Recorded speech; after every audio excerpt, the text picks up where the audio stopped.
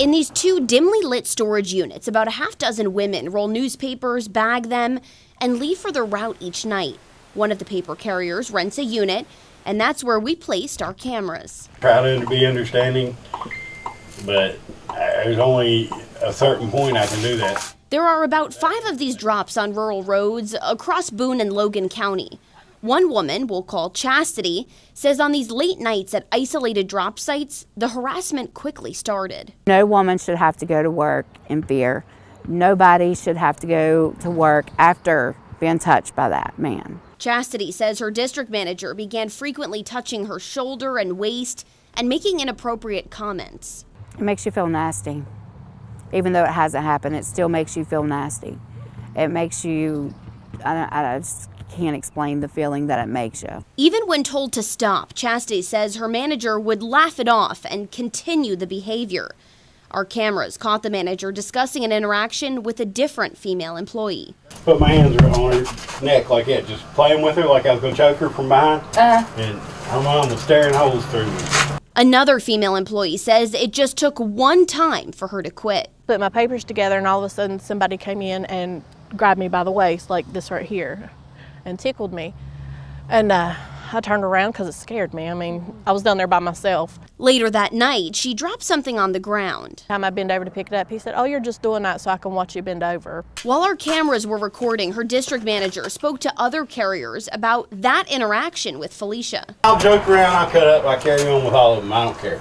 You know, I am a flirtatious kind of person. It just rolls out. I don't pay no attention to it. But for Felicia, it was not harmless flirting. Not much, but for a married woman, you know, and for a man that's in a supervisory position like that, to do that and to say the things that he said to me and have a gun strapped on his side where everybody can see it, it's intimidating. And he knows that, and that's why he does it. Felicia says she reported the harassment, but nothing was done, and she quit. Me sick to my stomach because, like, you don't know how far it could have went. Like I said, he wears a gun in plain sight on his side, and that's very intimidating for a woman. And for me, I didn't have anybody that could go with me at night, so I was always by myself, and he knew that too. Other female paper carriers who feared they would lose their job if they spoke to us on camera spoke of graphic interactions with the district manager. 99% of the time, I don't mean back. I ain't saying much for the other 1%, but... One woman, we'll call Mary, says on her first night at work, her district manager said things like, "I would give anything to sleep with a woman like you," and suggested having an affair with her. Within a week, he tried to kiss Mary in his car while she was training with him. Then one night, just a few months ago, Mary bent down to pick something up. That's when she says the manager came up behind her, grabbing her crotch. I'm a very outspoken person, and it infuriates me. I mean, to no end. It makes me, I want to stand up for all of the female coworkers. Nobody should have to go through what we do just to have a job. We reached out to this district manager's employer, the Charleston newspaper.